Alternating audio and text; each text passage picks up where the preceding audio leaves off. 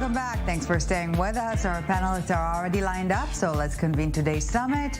And before we introduce the topic, allow me to introduce our distinguished guest this evening, Douglas ILTV, chairman of the board at ILTV, Adam Scott Bellos, CEO of the Israel Innovation Fund, and Yariv Oppenheimer, project director at the Two-State Solution Coalition, at the Geneva Initiative. Thank you, gentlemen, so very much for joining us this evening. And our main topic is the right trying to put an end to liberalism, or is it the left who cried wolf? Israel's coalition is set to be sworn in just a matter of days, but is already in hot water. So let's take a quick look and pick up the conversation from.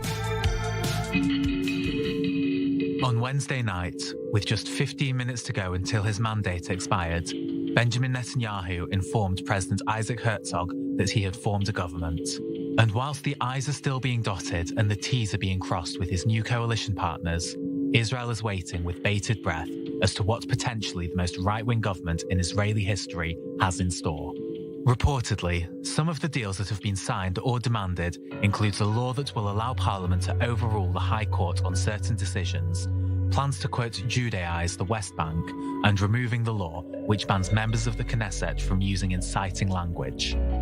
A new demand, an amendment to the law prohibiting discrimination in services and products, has come under scrutiny, as two religious Zionism MKs have said that doctors and hotel owners can refuse service to people, such as homosexuals, on religious grounds.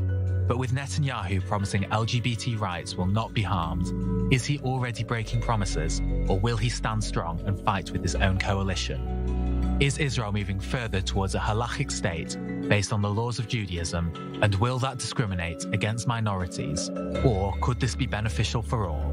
How will these laws impact Israel's global standing? What's next for Israel?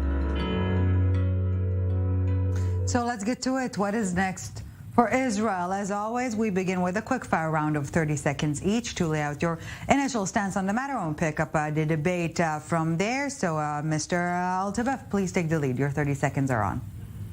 Well, certainly Bibi has to show the world that he is the Bibi of old, that he is the great statesman, is steering the ship of state.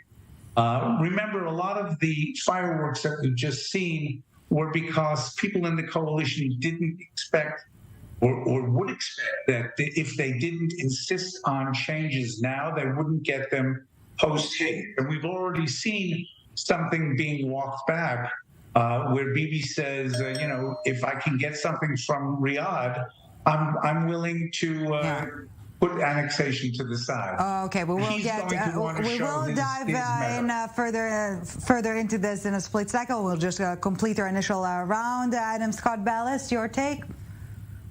Hi, thank you so much for having me today. My take is that we're looking at either a 2-year or 4-year government, depending on how long Bibi wants to keep it together. I think that what Doug brought up about things being brought up in the very beginning is probably one of the most important things that happened. Okay, prior, or just for the future of this coalition. That way we don't have any surprises. I do think what's next, peace with Saudi Arabia. I think that's going to be first on the agenda. I think Netanyahu has a lot to get done within the first year of this coalition, and I definitely think that's going to be one of the main things that he's going to be trying to push. Yariv Oppenheimer, peace in the Middle East. That's the first item on the pending coalition's agenda.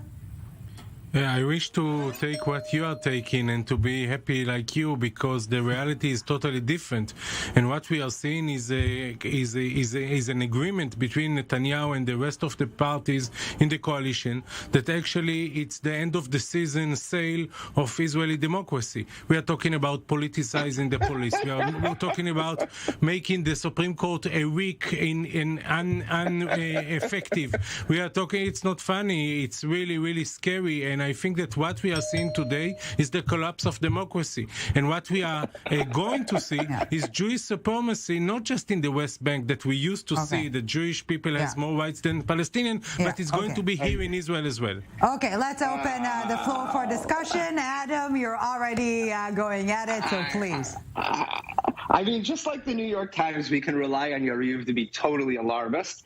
I think it was very important that Bibi came out and said not too long ago that he is the prime minister, and it's very important to note how our governments work. While we do have many ministers, there is a prime minister, so I really don't see any anti-LGBTQ or anti-democratic things going through the Knesset, unless we're referring to specifically with the Supreme Court, which we still don't know how it's going to work. And I'm sorry, Can I ask you a question? Don't really see Can I how ask this you a is. serious question, No, please? but I'm going to finish this. But I'm going to finish this point, Yariv. I really don't understand how anyone can be so doom and gloom when what's on the horizon, which is peace with Saudi Arabia. And if there's peace with Saudi Arabia, that completely changes the last 75 years of conflict. It literally eliminates the first 75 years of conflict between the Arab world and the Palestinians. Adam, I think it goes deeper than that. This is a deja vu that Yariv was probably involved in, or his predecessors, in 1977. When Begin got elected, it was the end of Israeli democracy. When Sharon was elected in 2001, it was the end of Israeli democracy. And Netanyahu is so corrupt. And it doesn't lie. Gentlemen, we want to hear all of you, please. Yeah, okay. I thought that I'm being invited to a news show and not a sitcom, because what you're saying is really, I wish it will be the reality, but it's not. Just take the LGBT thing, okay? Just please let me finish. Let's take, for example, the issue of LGBT. Let's assume that this coalition will pass law that will discriminate them. Who is going to protect their rights? Because the Supreme Court is not going to be capable of doing that. But it's not just a second. It's not just the LGBT. It's also the. It's also the Israel. You talk about threats to democracy. The Supreme Court. Now this is a threat for the freedom of speech of mine. Please let me conclude my argument. Please let me conclude my argument. What I'm saying is that without to itself the right to decide whatever it wants. It has no sense of standing. It has no sense of reason. And the only reason why you're upset about it, look, the Yariv Oppenheimers of America can't wait to disembowel the U.S. Supreme Court because it skews right. You cherish the Supreme Court here because it skews left. But it is not functioning the way a Supreme Court is supposed to function. Yeah, Yariv, in the U.S., you got the Constitution. Yes, it's a totally different system. But what we are saying today, that this government is going to politicize the Israeli police. The minister will have more authorities than ever. He's going to limit the power of the Supreme Court. These are facts. He's going to give Jewish people more rights than Arab people, including housing and building new communities, etc. We are talking about also coalition members that are talking out loud against the LGBTQ community. Yariv, let's and we are talking about the most homophobic person in the Israeli parliament that is going to be a minister. Adam, a minister in the education system. Adam, it's all conjecture. Okay, you lost. I agree that there should be no incitement. Gentlemen, you're speaking at the same time. We want to hear both of you. Douglas, please. For sure. No problem. I can't see everybody, so I apologize. Oh, good, Adam. Thank you. This is woke sour grapes looming very large. The left lost the election. Meretz is not even in the government. Issues that a lot of the religious people are concerned about are fairly narrow issues. Adam has it right. Bibi is going to show himself to be the leader of the country. He's one of the leaders of the free world. That's going to be his challenge. He wants to bring Saudi Arabia into the Abraham Accords. But Douglas, he can't even get his coalition. Adam, he can't even get his pending coalition members intact. I think it's totally unfair to judge anything yet. Now, I agree, like some of the comments that have been made recently by members of the government, especially against the LGBTQ community, are it's unfathomable that in the liberal democracy that we have, that is okay. And like there is no room for incitement in the Knesset. I don't care if it's by Arab Israelis, by Islamists, or by Jews, by anti-Zionists, by national religious or secular people. There's no room in our democracy for incitement. Two, okay, like Douglas was saying, I was referring to what I was saying earlier. Bibi is going to be playing a much larger public role with this government because he's not going to want a lot of his coalition partners in the public eye. It's very nice that you think that Netanyahu is Three. Yeah, Yariv, I'm going to make my third point.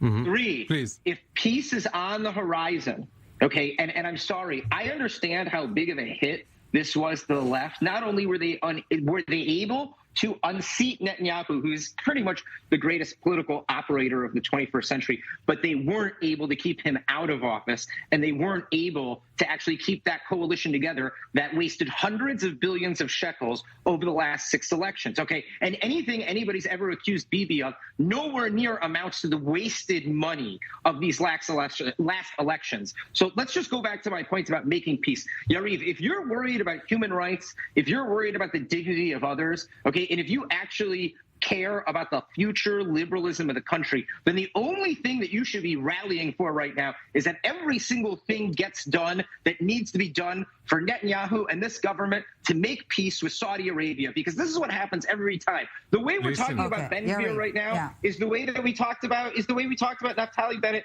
10 years ago, 12 years ago. And look what happened, Adam, and look what happened. Exactly. Bennett moved to the left. Bennett moved to the left, and that's what I'm saying. You can't. Yuri, please. Yes, I'm going to let you respond. I wish you're right, but when I see the documents, when I see the publishment about the new coalition agreement, what do you mean? You wish I'm right? Just let me finish. You would worry about peace. These are facts. Let's talk about the West Bank, because Saudi Arabia will not have peace with Israel without a Palestinian political future. Okay, right? Political just like there would never be a just a second. They are saying it constantly. Let me finish. Why you are so afraid of listening to you? Let's allow Yuri to make his stand, please. Yuri. Saudi Arabia said it out. Let's create geopolitics that don't exist. Saudi Arabia said it very clear that it's not going to have peace with Israel without a Palestinian state. Now, this government is promising to establish a new settlement called It's promising to establish new settlements called Aviatar. It's promising to legalize all the illegal outposts. This is not a government of peace. This is government of occupation, of settlement. This government will have peace with Saudi Arabia, with all due respect. No, this is not about you're talking about a world that doesn't exist. Gentlemen, it's very difficult to hear all of you at the same time. Douglas, we have 1 minute left. Please, your concluding remark to part A. There's a lot of overwroughtness here. The right-wing ministers have some pet issues that they want to address. OGAT, settlement approval. Bibi is going to want to show the world that he is the prime minister of Israel. That is going to trump everything, as it were. And you're going to see him very quickly establish himself. He wasn't unwilling to slap down anti-LGBTQ criticism to show who's in charge. He's going to show that he is in charge, and that's what you can count on. Well, what is clear that Netanyahu is bound to breach promises either to his coalition partners or to the public, because not everyone can stay happy at the same time. But we will put a stop right here. We're taking a short break, but when we get back, we continue our discussion, and also will an inner Likud party revolt is in the making. Likud members left without any prestigious portfolios. Again, only days before the government is sworn in. Adam Scott Bellos, Douglas ILTV, and Yuri Oppenheimer. You're staying with us. A few minutes break, and we're back with part 2 of our summit.